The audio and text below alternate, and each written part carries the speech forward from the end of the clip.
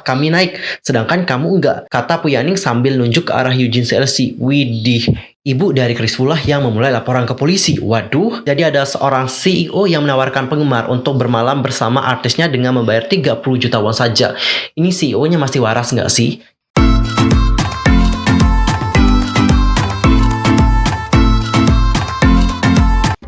Hey yo, what's up guys, I'm Mr. Kim. Welcome back to my YouTube channel. Nah, gimana sih kabarnya hari ini? Baik-baik aja dong ya. Dan buat kalian yang lagi baik-baik aja, pokoknya tetap semangat ya guys, don't give up.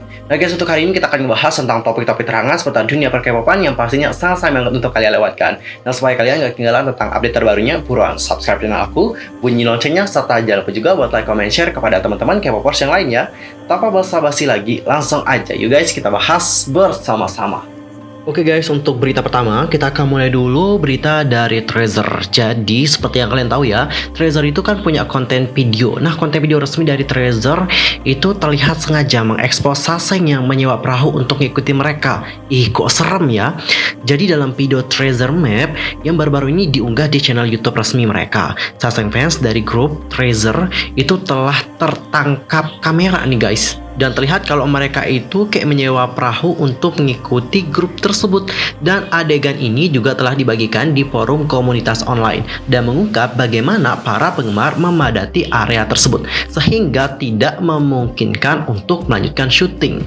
Anggota staf yang menambahkan keterangan dalam video itu menulis, dengan beberapa iringan anak laki-laki berjalan lurus ke depan, menembus kerumunan, mengikuti Treasure dengan suara Rana. Dibekukan karena kerumunan yang jauh lebih besar dari yang dibayangkan. Karena kerumunan besar dan juga perhatian, mereka pun berhenti syuting Treasure Map yang menyentuh hati, pindah ke tempat di mana semua orang bisa aman dan di mana kita bisa bahagia. Dan ketika dua perahu yang berbeda mulai mengikuti Treasure, keterangannya adalah baru saja sebuah perahu mulai mengikuti untuk melihat Treasure.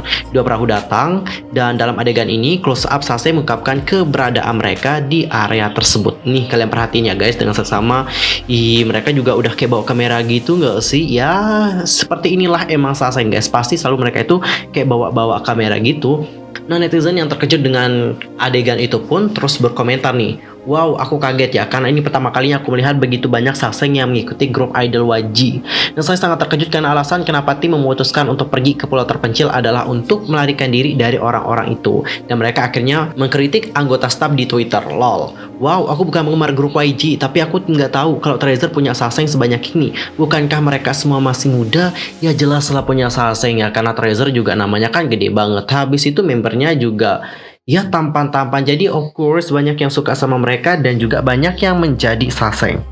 Nah guys, kalau kalian sendiri melihat bagaimana kerumunan dari Saseng fans yang banyak apalagi di tengah pandemi COVID-19 ini kan agak bahaya gitu ya kan. Nah gimana nih opini kalian? Langsung aja sampaikan opini kalian di kolom komentar. Apakah kalian merasa geram, serem, atau gimana nih? Dan sekarang kita akan masuk ke topik yang kedua. Kali ini kita akan ngebahas tentang Eugene, salah satu member dari CLC yang mana baru-baru ini Eugene itu kayak dihina oleh kontestan Cina Girls Planet 999. Eugene CLC tengah menjadi sorotan penggemar dan juga netizen Korea Selatan. Visual grup CLC itu ternyata mendapatkan hinaan nih guys dari kontestan Cina yang juga berpartisipasi dalam program Survival Mnet Girls Planet 999. Hal itu bermula dari video teaser Girls Planet 999 yang dirilis pada Jumat tanggal 30 Juli tahun 2021. Dalam video tersebut, ada seorang kontestan asal Cina diminta untuk mengucapkan sepatah kata untuk Eugene. Nah, kontestan asal Cina yang bernama Fu Yaning kemudian menyanyikan potongan lirik lagu Helicopter yang dipopulerkan oleh CLC. Namun, si Fu Yaning ini kayak ngubah lirik lagunya dan dianggap dia itu kayak menghina Eugene dari CLC. Jadi liriknya kayak gini guys, we go up but you don't. Kalau diterjemahkan artinya adalah kami naik, sedangkan kamu enggak, kata Fu Yaning sambil nunjuk ke arah Eugene CLC. Widih, ini dia ngomong sama Sun Benimnya ya, kok gitu banget. Dan saat kata-kata itu keluar dari Fu Yaning, ekspresi kedua mentor acara Survival Girls Planet 999 langsung berubah. Jadi sebelumnya Tiffany sama Sunmi itu tersenyum guys, tapi setelah melihat Fu Yaning mengatakan itu, ekspresi mereka tiba-tiba berubah jadi kayak nggak suka gitu.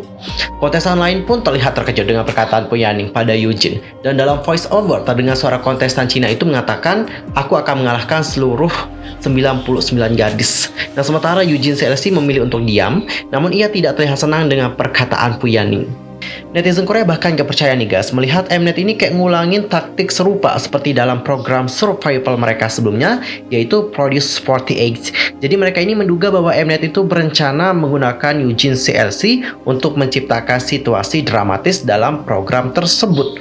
Pasalnya Eugene CLC adalah kontestan terkenal yang pernah debut sebagai idol K-pop di tahun 2015. Ia juga memiliki banyak penggemar dan dapat meningkatkan rating di program tersebut.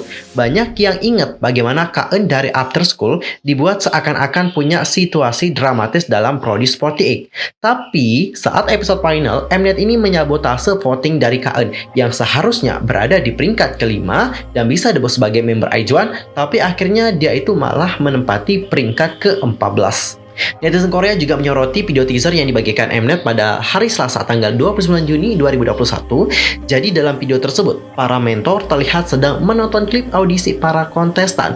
Dan saat menampilkan video audisi dari Eugene CLC menarikan lagu Kara, Mnet menulis keterangan pilihan lagu yang agak lama. Nah, netizen Korea merasa bahwa Mnet telah menghina Eugene CLC karena memilih lagu dari grup yang debut pada tahun 2007. Nah, komentar-komentar dari Netcore kayak gini guys, aku bacain ya one by one. Cukup yakin kalau mereka itu akan gunain Eugene semau mereka dan mencurangi votingnya di akhir. Seseorang tolong dong selamatin Eugene. Sekali lagi, Mnet sangat pandai membuat penonton menjadi marah. Usia 26 tahun itu tua, berapa sih umur kamu yang memberikan caption itu? Dan masih banyak lagi komentar-komentar dari netizen yang geram dengan Mnet.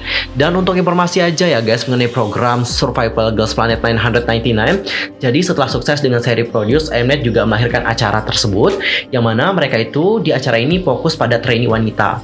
Dan Girls Planet 999 ini akan melahirkan girl group baru dengan 9 member yang berasal dari mancanegara, mulai dari Jepang, Cina, dan Korea Selatan. Girls Planet 999 ini resmi menggantikan seri Produce yang terhenti karena skandal manipulasi voting, dan dari 13.000 pelamar terpilih 99 kontestan yang berasal dari Jepang, Cina, dan Korea dengan jumlah yang sama untuk tiap negara. Jadi masing-masing negara itu ada 33 kontestan.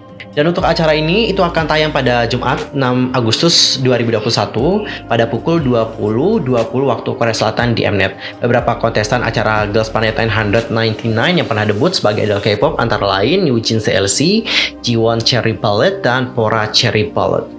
Nah guys, melihat bagaimana tingkah yang dilakukan oleh Mnet, apakah kalian juga sama geramnya seperti Netcore yang lain? Langsung aja komen di kolom komentar. Tapi kalau aku lihat ini emang taktik dari Mnet untuk naikkan rating. Kalau mereka nggak pakai drama-drama kayak gini, kayaknya acaranya kurang seru, kurang asik gitu ya kan? Makanya mereka pasti menggunakan drama semacam ini supaya rating mereka juga pasti naik. Dan sekarang kita akan masuk untuk ngebahas tentang Kris Wu. Ada beberapa update informasi mengenai Kris Wu. Yang pertama adalah mengenai Kris Wu Mom yang menjadi trending di Weibo setelah terungkap ternyata ibu dari Kris Wu lah yang memulai laporan ke polisi. Waduh, jadi seperti senjata makan tuan ya guys. Mungkin itu ungkapan yang tepat setelah Kris Wu Mom menjadi trending utama di Weibo. Netizen dengan sinis berterima kasih kepadanya karena telah mengajukan laporan polisi kepada Do Meiju dengan tuduhan pemerasan. Diketahui bahwa Do Meiju enggak mengajukan laporan polisi atas tuduhan penanaman cabai terhadapnya. Namun ibunya Kris Wu lah melaporkan Do Meiju untuk pemerasan yang pada akhirnya menyebabkan penyelidikan publik atas masalah tersebut. Setelah laporan yang dilakukan oleh ibu Kris Wu dan diawali oleh Do Meiju yang melakukan pengungkapan, banyak korban-korban lain mulai angkat suara hingga akhirnya badan penyidik dari kepolisian Chaoyang resmi melakukan penahanan pada Kris Wu untuk melakukan penyelidikan tindak pidana terhadap penanaman cabai dan juga pelecehan anak di bawah umur. Dan sementara itu komentar di Weibo dipenuhi tuntutan netizen untuk segera memberikan hukuman setimpal pada Kris Wu. Dan pada hari Sabtu lalu atau tepatnya pada tanggal 31 Juli lalu nih guys, Kris Wu itu dikabarkan telah ditangkap untuk dilakukan penyelidikan terhadap kasusnya. Dan kasus ini juga bertambah heboh dengan tersebar kabar bahwa Kris Wu ternyata telah ngaku nih bahwa dirinya emang punya hubungan dengan gadis berumur 14 tahun yang asalnya adalah dari Shanghai. Wih gila, muda banget 14 tahun ya. Dan dikatakan juga berbagai bukti pada telepon genggam mulai dari pesan hingga video Kris Wu di hotel masih utuh kok. Bahkan kru dari Kris Wu juga punya rekaman tersebut yang awalnya ditujukan untuk kontrol sang artis jika mereka ngelawan balik. Dan ditambah lagi dengan tangkap layar tersebar berisi pernyataan dari narasumber bahwa gadis tersebut ternyata ditanamin cabai secara rame-rame dan ia juga dipaksa untuk melakukan pengguguran. Ih parah banget kan guys, yang mana kondisi gadis tersebut kini dalam keadaan yang buruk. Of course lah buruk karena Apa yang dialami juga parah juga ya.